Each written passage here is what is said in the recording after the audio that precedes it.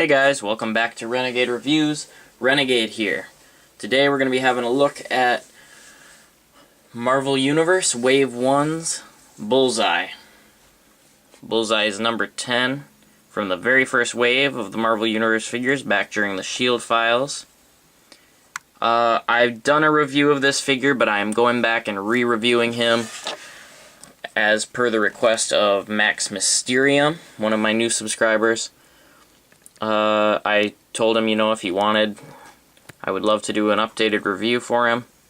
And so here it is. So this one won't have two other figures crammed in it, and it's no longer on the webcam, so it'll be a better quality video for him to judge the figure. But here's the artwork. And right there, go ahead and see the bio. Pause right now if you want to read it. And yeah, guys, back during the S.H.I.E.L.D. files. Feels like it's been a while by now. Number 10.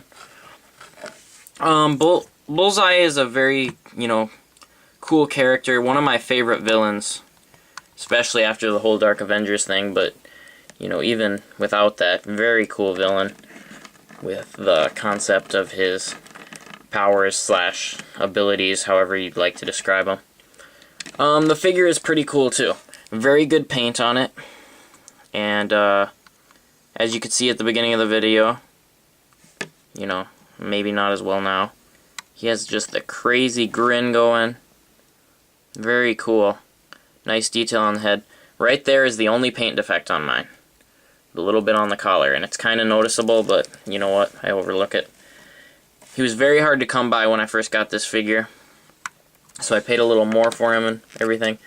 Now I think you can find him a bit easier, but to get more into the figure, guys, I love the paint on him. It's very well done.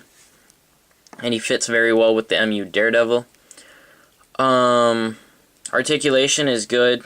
He has one hand that has the cards, and I've done a video, which I will link somewhere around here, about swapping those out with other hands. Just be careful when you do it so you don't break the peg on the guy.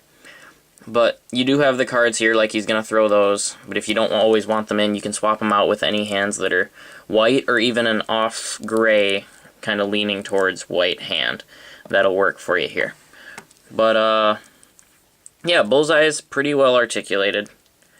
Head moves better than most of the early Marvel Universe did. Very good throughout. Torso even. Now the thing about the figure though, he is the Daredevil mold, which, as I'm sure you guys know and remember, much too short. This figure is far too short. Just like Magneto and Daredevil and several others who have used this mold. He also came with the generic grenade launcher, and then he came with a knife, but I lost mine immediately upon opening the figure.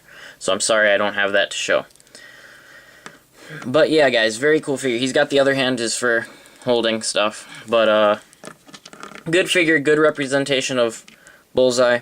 Would have liked to have seen a detachable hand for him so that we could, maybe not have the cards all the time.